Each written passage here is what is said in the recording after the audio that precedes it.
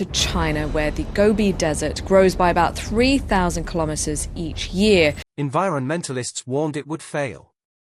We have doubts about the possibility, the viability of this idea. Scientists called it wasteful. Critics laughed at what seemed like a desperate, misguided effort to green the ungreenable. How could you possibly grow forests in sand? For years, skeptics pointed to the failed plantings and mocked China's ambition. But behind the scenes, something extraordinary was taking shape quietly, patiently, and relentlessly. And now, 10 years later, those same critics regretted it. The environmental crisis that fueled the environmental crisis, the dream. Before the world watched China plant forests in the desert, it was watching something far more alarming. A country slowly being swallowed by sand. Desertification, the degradation of fertile land into arid, lifeless desert, was not just an environmental inconvenience for China. By the late 20th century, it had become a full-blown national emergency, threatening food security and human survival in vast swaths of the country. The roots of this crisis stretched deep. In the decades following the founding of the People's Republic of China in 1949, population growth and industrialization led to a dramatic rise in land exploitation. The sand dust comes mainly from land which has been destroyed in 4 ways. Overt grazing by livestock, aggressive deforestation to meet wood demands, and unsustainable farming techniques weakened the land's ability to retain nutrients and moisture. Soil erosion worsened as protective vegetation disappeared and strong northern wind swept across the exposed land, carrying away the topsoil essential for life. The result was staggering. By the early 2000s, it was estimated that more than 2.6 million kilometers, over 27% of China's land mass, was affected by desertification. The most critically impacted areas were found in northern and northwestern China, including Inner Mongolia, Gansu, Ningxia, and Xinjiang, where the once grassy steppes and farmlands were rapidly turning into barren sands. Perhaps most terrifying was the Taklamakan Desert, known as the Sea of Death. As one of the largest sandy deserts in the world, it had already claimed entire ancient trade routes and towns in centuries past. But in modern times, it was expanding, pushing eastward, threatening infrastructure, and fueling powerful sandstorms that choked cities like Beijing and Tianjin. In 2006 alone, China experienced 17 major sandstorms, with dust clouds traveling as far as South Korea and Japan, and in some instances even reaching the west coast of the United States. Beyond the environmental toll, the human cost was profound. An estimated 400 million people lived in or near desertified zones. Crops failed, wells ran dry, villagers were displaced from ancestral lands. Whole communities in He and Inner Mongolia were forced to relocate, making China one of the few countries with government-acknowledged ecological migrants, people whose homes were no longer viable due to environmental collapse. This crisis also presented a political dilemma. For a rising global power determined to show technological and economic strength, such widespread environmental degradation posed a threat not just to its people, but to its credibility on the world stage. China needed a solution. Not a bandage, but a bold visionary project capable of reversing decades of damage. It was out of this existential crisis that the idea of building a green Great Wall, a vast man-made forest to stop the advance of the deserts, began to take shape. And so, in the face of sandstorms and skepticism, China unveiled one of the largest ecological engineering projects in human history. China's ambitious plan, the Great Green Wall, unveiled. Faced with the mounting crisis of desertification, China's leadership realized that incremental efforts would not be enough. What was needed was an unprecedented large-scale environmental strategy. And in 1978, they launched it. Known officially as the 3 North Shelter Forest Program, but often referred to as the Great Green Wall, this mega-project would become the most extensive afforestation campaign in human history. The vision was audacious.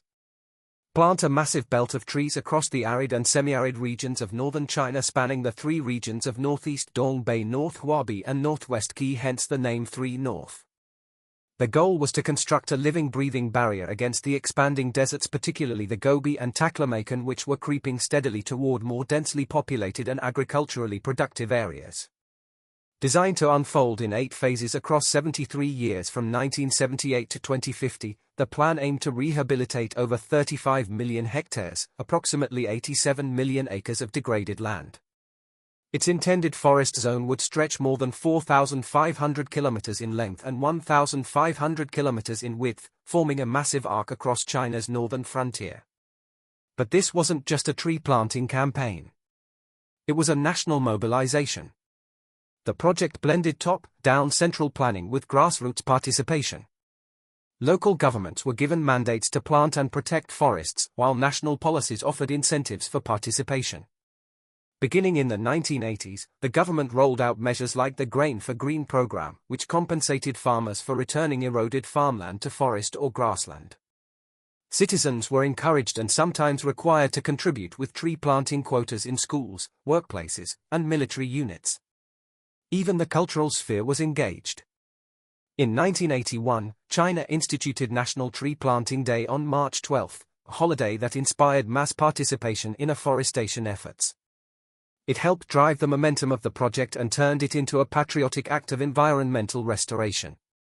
As the initiative matured, the government began investing in scientific research, monitoring systems, and satellite-based tracking to oversee forest health, plant survival rates, and ecological impacts.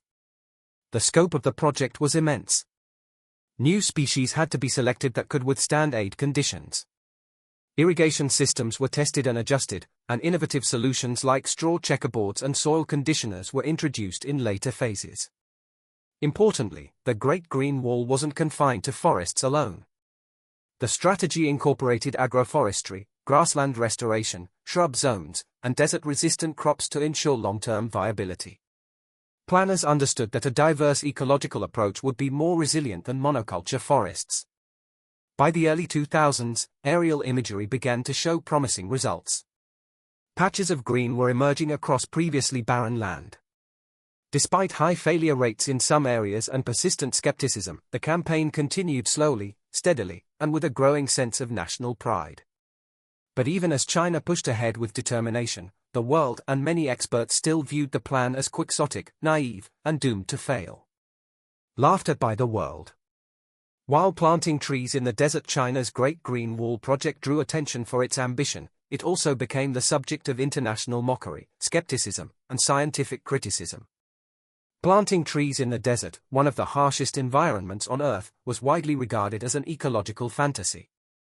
Many experts, both within China and abroad, believed the project was destined for failure. The early years of the campaign did little to inspire confidence. Satellite images from the late 1980s and 1990s showed that large portions of newly planted forests had withered and died. Entire swaths of desert plantations had turned into ghost groves, bare, dry, and lifeless. Critics pointed to alarmingly high tree mortality rates, with estimates ranging from 50 to as high as 85 in some zones. These numbers were devastating for a project of this scale and only reinforced the narrative that China was fighting a losing battle against nature. Environmental scientists raised serious concerns. Many of the trees being planted were non-native species such as poplar and pine. Yeah, I think overall it's a good idea. So this project was launched in 1978. We have started to observe some positive results which lack the natural hardiness required to survive in arid conditions. Without adequate water, nutrients, or biodiversity, these monoculture forests were vulnerable to disease, pests, and drought.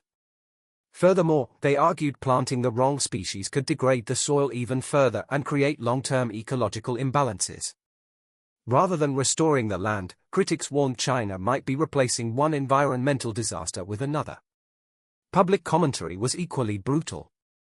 International media often portrayed the project as green theater, a symbolic effort more concerned with optics than results. Headlines in Western outlets cast doubt on the project's scale and sincerity, while some labeled it a waste of public funds.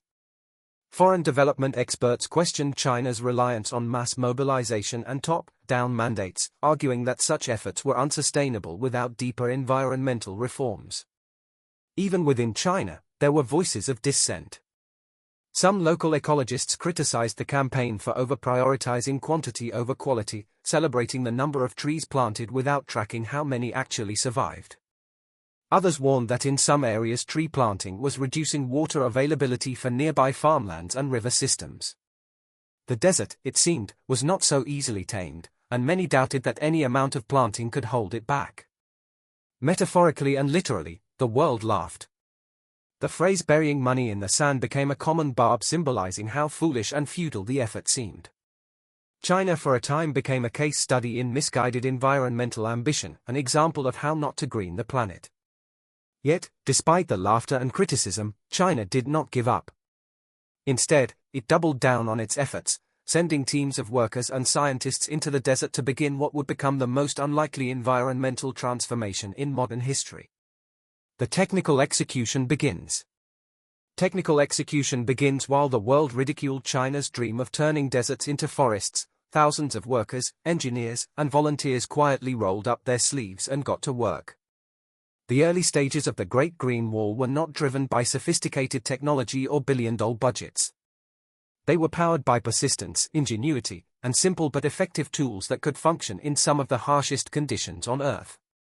One of the most ingenious methods pioneered during this phase was the straw checkerboard technique developed in the 1970s by Chinese desert researchers.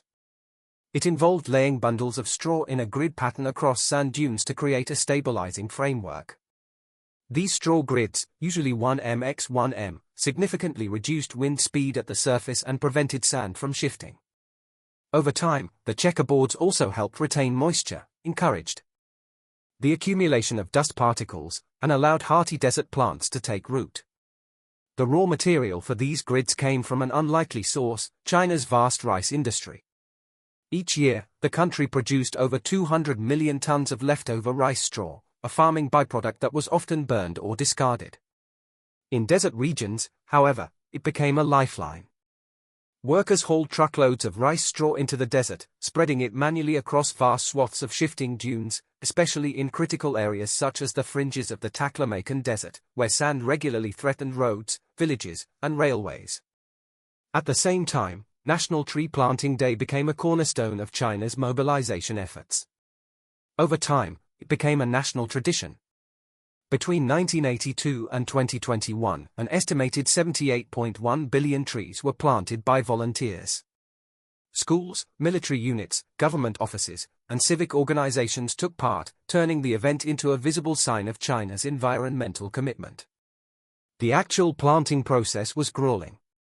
Workers dug holes in unforgiving soil, often working under extreme temperatures with limited access to water. In many regions, irrigation had to be improvised using tanker trucks or hand-dug trenches. Since many desert soils lacked organic content, soil amendments like compost, clay, and loam were sometimes added to increase water retention. These early years were about laying the foundation, both literally and figuratively, for future success. While not all trees survived, the straw checkerboards began to anchor the dunes. In some pilot zones, sand movement was reduced by up to 99.5, allowing planted vegetation to cling to life. The process was slow and highly labor-intensive, but it was working 1 square meter at a time. Yet, as workers toiled in the sand, new challenges emerged. The hostile environment was unforgiving. Tree survival rates remained dismally low, and critics only grew louder. The desert, it seemed, was far from defeated, and the hardest days were still to come. Struggles, setbacks, and more new challenges emerged out. Despite the early momentum of China's Great Green Wall campaign, the challenges of taming the desert soon grew more formidable than anyone had anticipated. The deserts China was trying to green were not passive stretches of land. They were dynamic, hostile environments shaped by centuries of wind, drought, and shifting sands. The Taklamakan, Gobi, and other major deserts received as little as 10 millimeters of rainfall annually, with some areas going months or years without meaningful precipitation. Temperatures could swing wildly from scorching 45 degrees Celsius summers to minus 20 degrees Celsius winters. This made tree survival extraordinarily difficult. In many of the early afforestation zones, young saplings planted during tree planting drives died within the first year. The soil, loose, sandy, and lacking nutrients, could not hold water. Even where irrigation was deployed, the moisture quickly evaporated or drained away. In the worst-hit regions, up to 85% of trees failed to survive, particularly those planted in monocultures like poplar or pine, which weren't adapted to desert conditions. Compounding the ecological issues were logistical and economic challenges. Transporting water, straw, and seedlings into remote desert areas required massive manpower and government subsidies. Seasonal sandstorms often erased months of work in a single afternoon, burying trenches, uprooting saplings, and scattering straw grids. Forest farms struggled to maintain operations. Local governments, eager to meet planting quotas, sometimes prioritized quantity over quality, leading to haphazard execution and inconsistent results. These failures attracted intense criticism. Chinese media began to question the validity of the project, and international publications doubled down on their skepticism. Environmentalists warned that the strategy of mass planting, especially in monocultures, was ecologically unsound and could actually make the situation worse. Studies warned that the water used for afforestation could deplete groundwater supplies, harming agriculture and communities. Even some government scientists began to reconsider the project's direction. In academic forums and policy papers, they raised concerns about sustainability, biodiversity loss, and the long-term feasibility of turning deserts into forests. One influential 2011 report from the Chinese Academy of Sciences called for a rethinking of desertification control strategies, urging a shift from tree planting to natural ecosystem restoration. And yet, in the face of mounting doubt, China persisted. Instead of retreating, policymakers and scientists began to reassess and innovate. They acknowledged the flaws in early approaches and started to invest more heavily in research, trial and error experimentation, and local adaptation. The Great Green Wall entered a new phase, one marked by smarter, more efficient, and more ecologically sound solutions. Out of this hard-earned humility came a technological evolution. The failures had taught China valuable lessons, and the next steps would reshape how the desert was fought. Not with brute force, but with engineering, science, and nature in harmony. Engineering a solution, deeper engineering a solution innovation. After years of hardship, dead saplings, and public scrutiny, China realized that brute force planting was not enough to conquer the desert. The country needed smarter, adaptive techniques, methods grounded in both traditional ecological knowledge and modern engineering. What followed was a strategic pivot that would breathe new life into the Great Green Wall and transform it from a struggling campaign into a model of environmental innovation. One of the most pivotal advancements was the mechanization of straw grid construction. Initially laid manually by workers under harsh desert conditions, the straw checkerboards had proven effective at stabilizing dunes and retaining moisture. But the manual process was slow and labor-intensive, limiting how much land could be covered. In response, Chinese engineers developed automated trench digging and straw-laying machines, which dramatically accelerated deployment. These machines could lay grids up to 4 to 6 times faster than human labor, allowing for rapid scaling of desert stabilization efforts. Alongside mechanical innovation came ecological refinement. The government abandoned its reliance on fragile, fast-growing monocultures like poplar and eucalyptus, which had proven ill-suited to desert climates. Instead, they turned to native and desert-adapted species. Plants such as saxel, tamarisk, wolfberry, goji, sea buckthorn, and drought-resistant grasses were introduced into the planting scheme. These species were better equipped to survive long dry periods, and they played a crucial role in building resilient self-sustaining ecosystems. China also invested in soil improvement technologies. Researchers began experimenting with biochar, microbial inoculants, and organic compost blends that helped poor desert soil retain water and nutrients. In some zones, small-scale drip irrigation systems were installed to maximize water efficiency. In others, mycorrhizal fungi were added to soil beds to improve root uptake and plant survival. At the infrastructure level, the integration of environmental engineering reached new heights. Notably, the BTU Lanzhou Railway constructed through a section of the Tanganga Desert used a combination of straw checkerboards, windbreak forests, and gravel belts to protect tracks from being buried by sand. This method was later applied to a new high-speed highway through the Taklamakan, which had long been considered unbuildable due to harsh shifting dunes. These methods weren't just about planting trees. They were about designing the desert itself to support life. Strategic vegetation corridors were established between sand dunes to trap dust, block wind, and reduce soil loss. Satellite monitoring and drone-based surveys were introduced to track vegetation health, detect weak spots, and adjust strategies in real time. What emerged from this evolution was a more balanced, integrated approach, not forests for the sake of trees, but resilient ecosystems tailored to China's unique deserts. It was a transformation built on failures, recalibrated through science, and executed with determination. Now, the world that once mocked these efforts would witness something extraordinary. Within just 10 years, the desert began to bloom, and those who doubted China's vision would be forced to reconsider. 10 years later, they regretted it. 10 years after critics mocked China for burying straw in the sand, the world began to see a transformation that few thought possible. The very deserts once viewed as irreversible wastelands were showing signs of life, stability, and even prosperity. What had once been dismissed as an ecological fantasy had become a case study in success, and those who had laughed were now left to reconsider.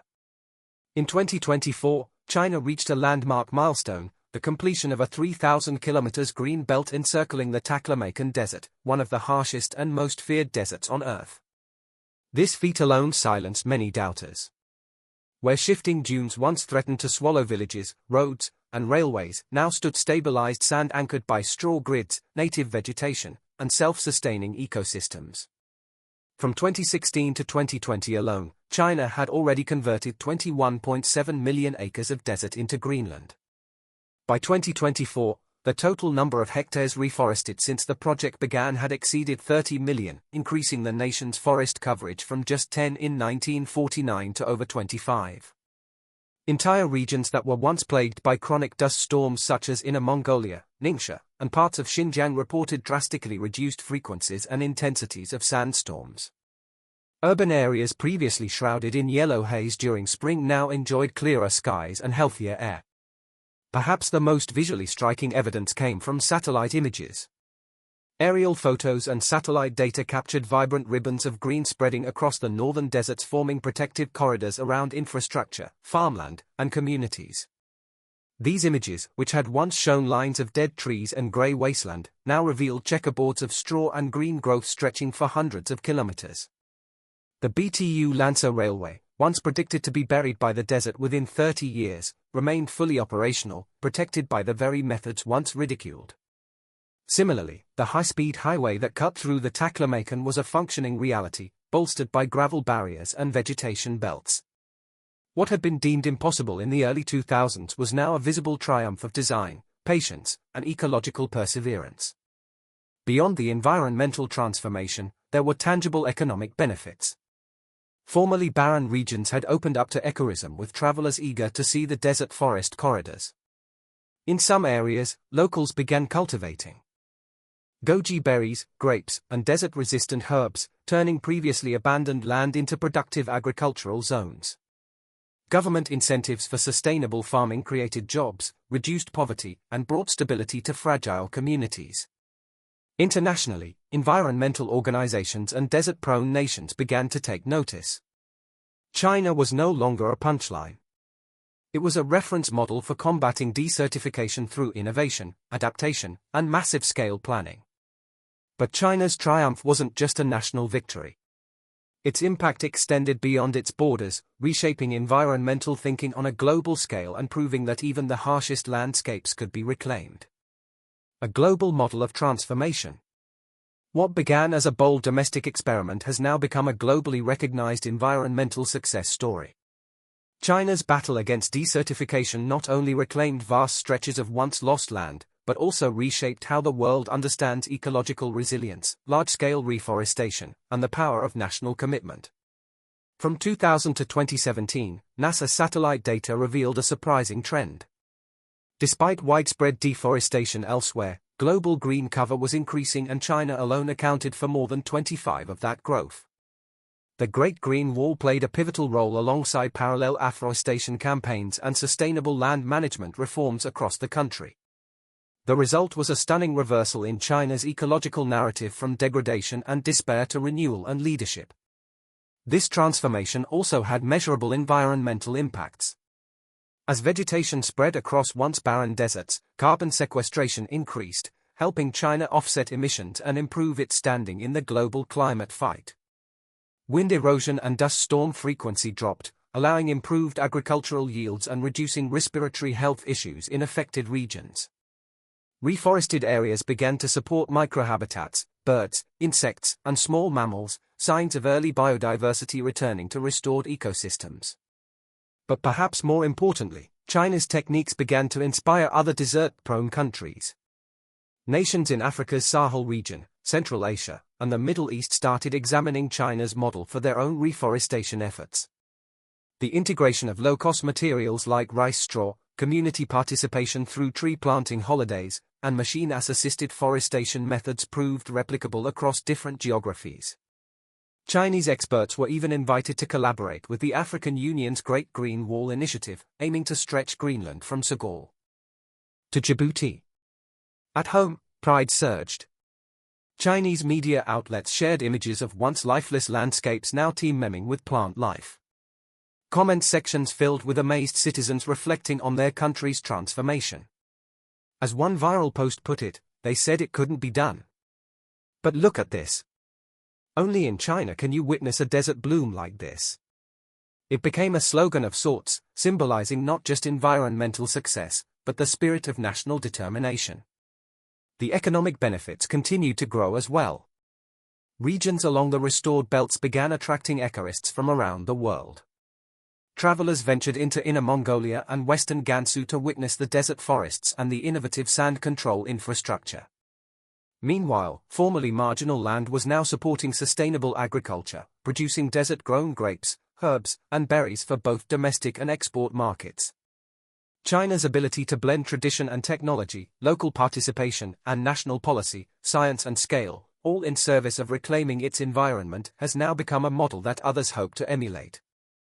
It serves as proof that with vision, patience, and relentless adaptation, even the most seemingly hopeless landscapes can be revived. The world laughed when China began burying plants in the desert. A decade later, those same voices fell silent as the sands gave way to forests. The doubt gave way to awe, and a once ridiculed dream became a global inspiration.